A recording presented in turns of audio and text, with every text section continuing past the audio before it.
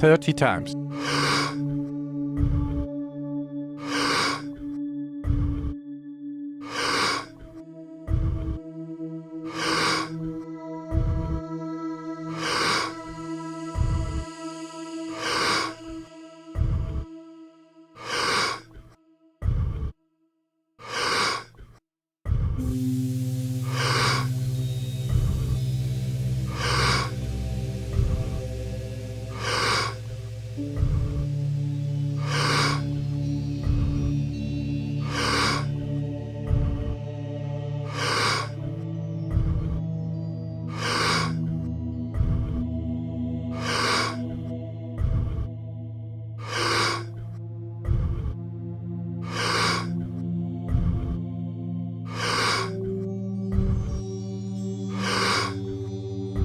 Ten times more.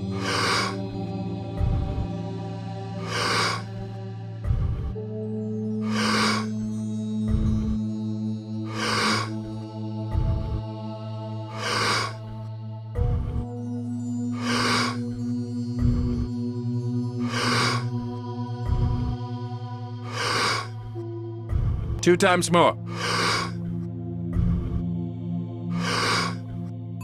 Letting go and stop. This is probably gonna be a hard question, but I'm gonna throw it out there anyways.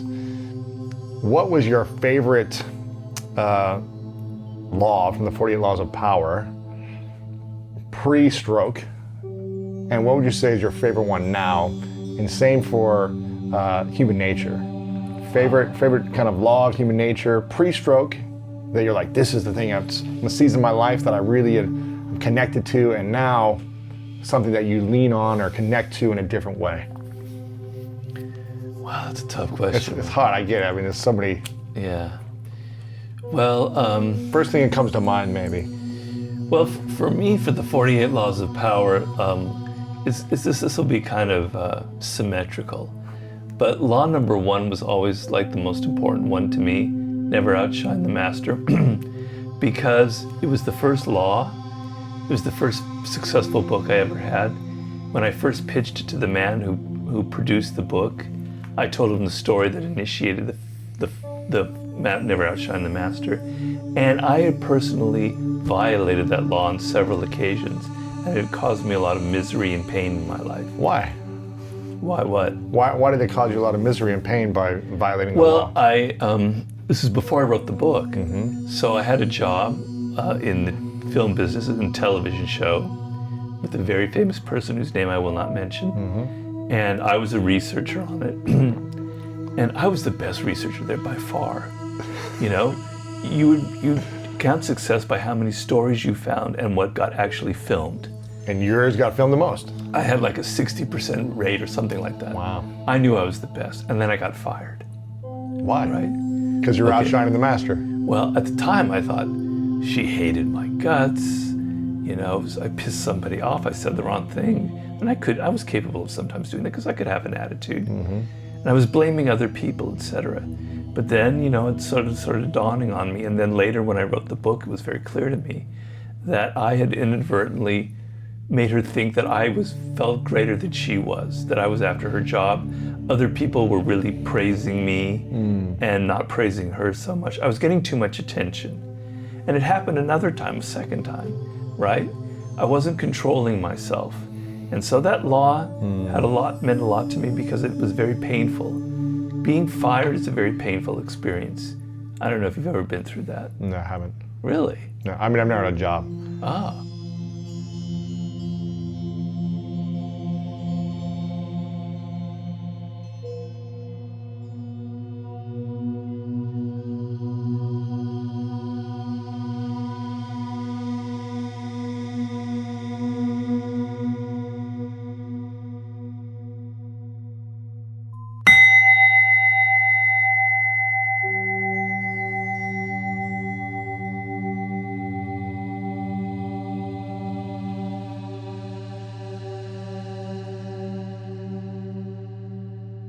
"30 times.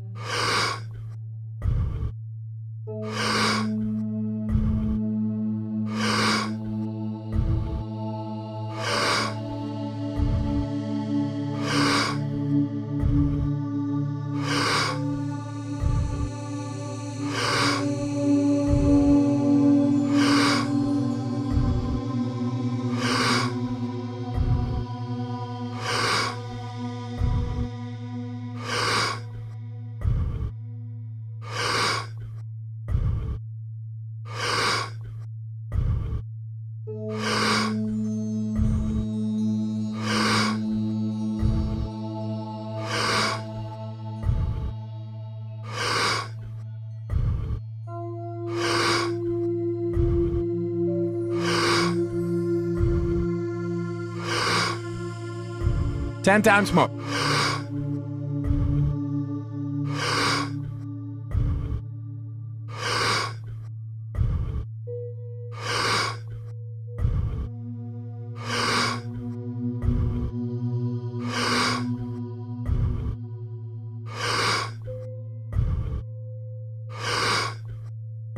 Two times more. Letting go and stop. Actually, I did get, I got fired once by getting in a fist fight on a golf course. I was a grounds crew kid when I was like 13. And we were playing around, this is a long story, we were playing around like throwing leaves at each other, and someone punched me in the back of the neck as I'm like throwing leaves at him. So we're raking up like leaves and grass on the golf course. He punched me in the back of the neck, and then I just went crazy and got in a fist fight. I only got in 2 fights, real fights in my life. That was one of them. And I walked back to the kind of the grounds crew shed and washed my knuckles off because they're bleeding. And I was just high on adrenaline. And the kid who I got in a fight with walks back a couple minutes after me, and I couldn't recognize his face. You punched him that bad? I mean, it was just like, it was an animalistic reaction when someone punched me. It was just like, you know, I mean, it only lasted for maybe 10 seconds, and then someone took us off. There was other people around and kind of broke it up. But it just kind of hit him in the right spot, I guess, and it kind of swelled over his eye. It looked like a softball in his eye, and I was just like, wow. And it was really the first time I felt like I had any power as a 13-year-old.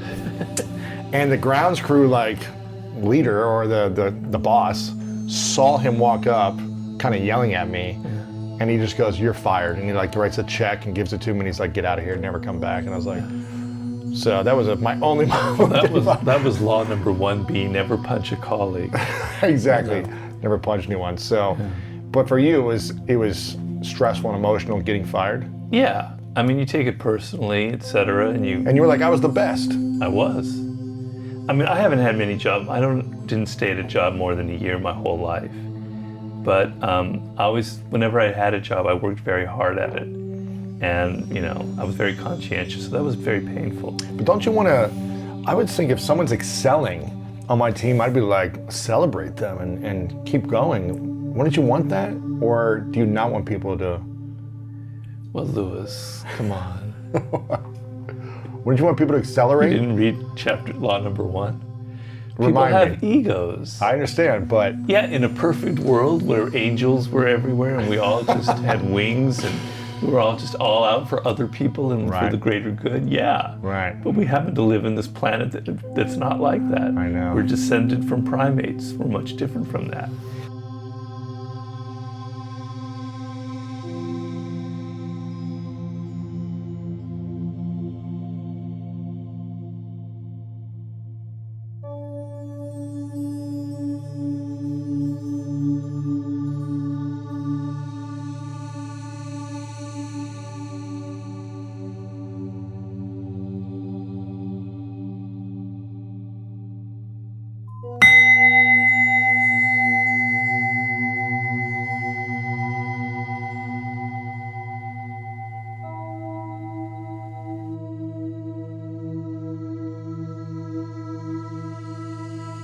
Thirty times.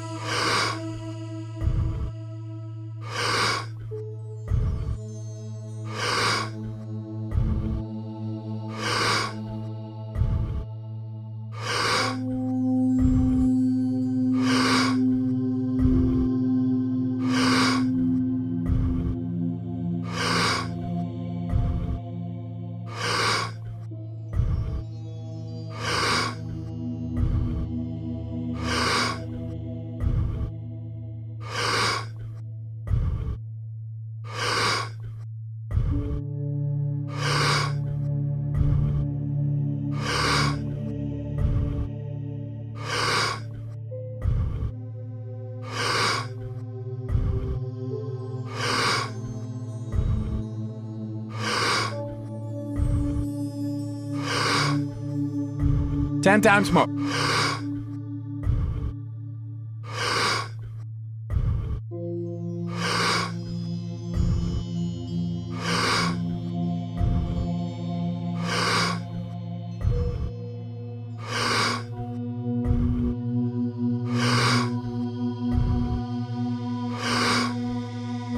2 times more. Letting go and stop. How do you improve in a career but not outshine too much so you stay in the career, I guess? Well, you have to read law number 1, but you have to first understand a very basic principle of human psychology. Yeah. Everybody has an ego, and everybody you meet is insecure. They have insecurities, okay? But your boss, the person above you, has even more insecurities and a larger ego than other people, and you don't think so. You're probably aware that they have an ego, but you don't think that they have insecurities because they're the boss, But actually, they're always worried about whether people like them, whether people respect them, whether people think they're doing a good job or not. They're riddled with doubts, and they're constantly looking out for people to see their body language, etc. Does that guy really respect me? Does he have an attitude, etc.? You don't think that. You think, if I just try hard to please the boss, it will work out wonderfully. But you might be doing something else. You might be stirring up their insecurities. So you have to always be aware in life of people's insecurities. That's like lesson number 1. It's going to save you a lot of painful moments. The people you deal with are riddled with doubts. They're riddled with fears. They have things hanging over them from childhood. They're wondering about themselves. And you inadvertently are feeding their insecurities, and you never intended to. And then you find, wow, look what happened. And you don't even understand why it happened that way. So when you're fired for outshining the master, you don't know why you were fired. And it's very hard to learn a lesson when you don't know why it happened. That's what's so complicated and tricky about people. Because when people do something that's kind of harsh and negative, they never tell you why they're doing it. They always have a cover story, a narrative, right? They have a way of deflecting it as if they aren't to blame. And so you're confused. That's why I wrote The Laws of Human Nature, because you're continually confused, because people never tell you what they're really doing, why they're motivated, why they behave such a way. And you take their words and their appearance for reality, and it's not reality. So, that's the source of so much of your painful experiences in life. Okay, so law number 1, never outshine the master, was the law that you were really leaning into pre-stroke.